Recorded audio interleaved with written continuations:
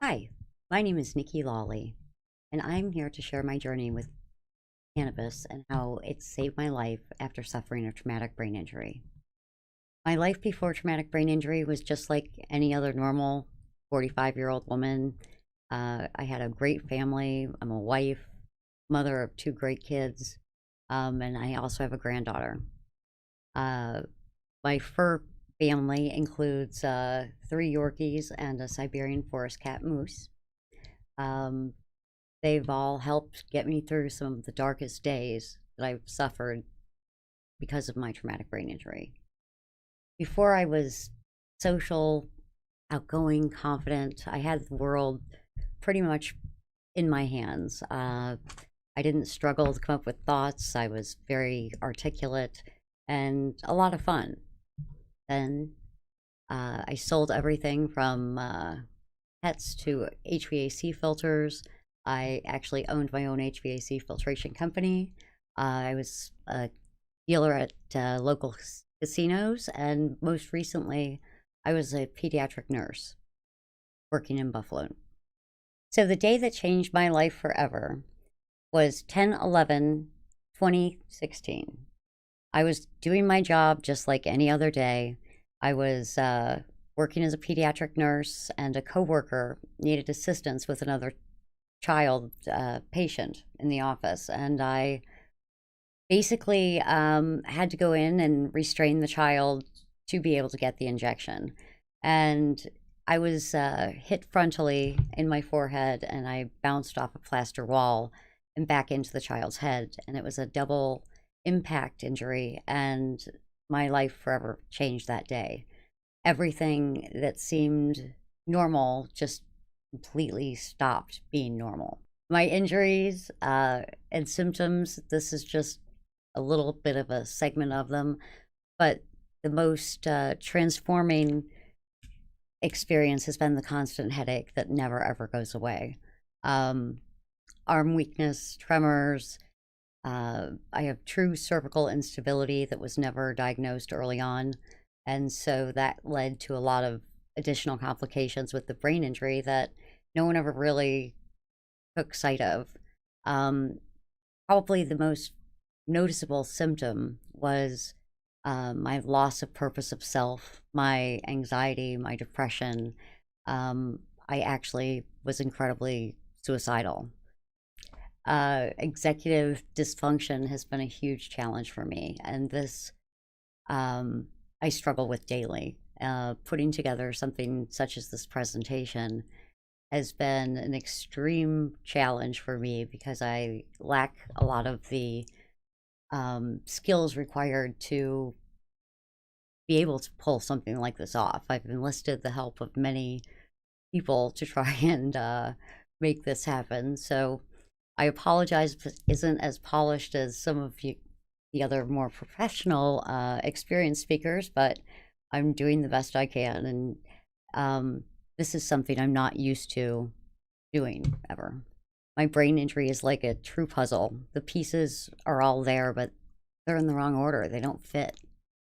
This is just a slide showing you that there's a lot of different functions that take place in our brain in different lobes of the brain. And the main part of my injury was the frontal lobe. So then became the challenge of getting an actual diagnosis. So one of the biggest challenges I faced was that I'm a medical professional, an experienced nurse. I now found myself as being the patient. Um, I never could have imagined some of the challenges that patients actually face, including physical, mental, emotional, social, and financial issues. Um, Initially, I expected to be fine after a few days, just get right back into work. That was not the case. The pain was nonstop, and it was unrelentless, and it was all I could focus on. Because this was a work-related injury, I now was subjected to the New York State workers' comp system. This is not a patient-friendly system. This is something that basically was provided by the employer to help the employee in a situation and give them medical coverage. However, the goal is to get them off of this medical coverage as quick as possible. And I quickly learned that there's only select providers that will accept workers' compensation, but more importantly, it's what is covered under workers' compensation, which is virtually nothing. No alternative treatments, therapies, or anything. What was the biggest challenge was I was no longer regarded as a nurse. I'm now a patient. And so my credibility came into question. No one with a brain injury should have to fight to be believed. And I found myself constantly having to argue with providers, with other medical professionals, just almost having to validate my injury. And instead of listening to me and listening to what was not working, um, the message is really simple. And I think Michael J. Fox said it best. People living with the conditions are really the experts. It doesn't matter what the test data shows or what should be happening. What the patient is experiencing is real. My illness may be invisible, but I'm not. So, realizing that there's no standard of care for traumatic brain injury, I discovered that my symptoms were just extending way longer than what the traditional bump on the head or mild traumatic brain injury should be.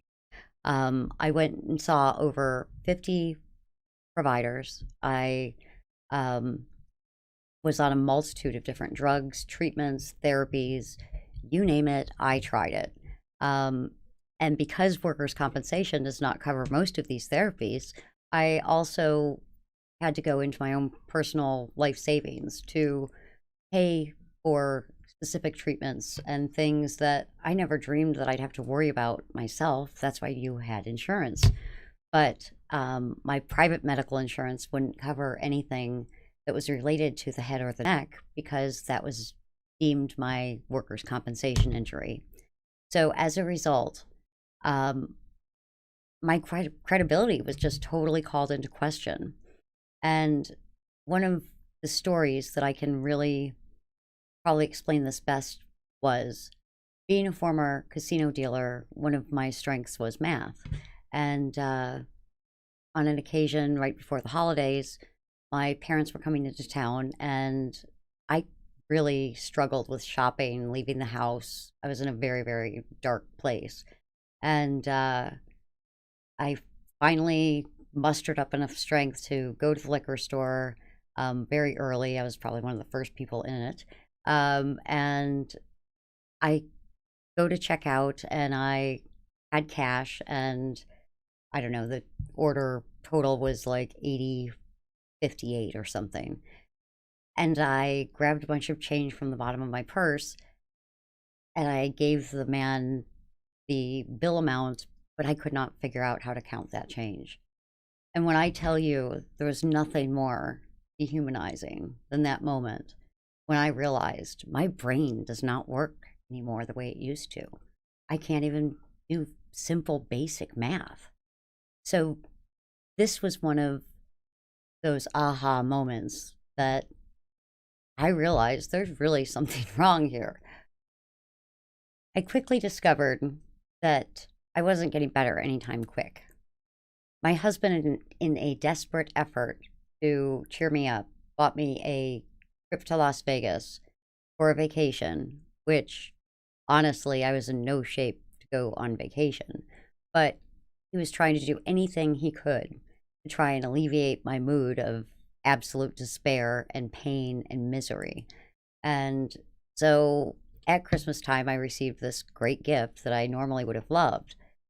However, I just dreaded it. I dreaded every second leading up until this trip. And this was January of 2017, approximately 3 months after my initial injury. And I was in such a dark place that I literally was in Las Vegas on the balcony of the Cosmopolitan Hotel, and I was contemplating how to kill myself. And I was sobbing, crying. My husband was out walking just to get away from me because I was so negative. And all of a sudden, this mobile billboard came cruising by um, the Cosmopolitan Hotel, and it said, "Get your cannabis card." And I was like, "Cannabis card? What's cannabis?" Sure, I had utilized weed in my day for sure, and saw nothing wrong with it, nothing different than having a glass of wine.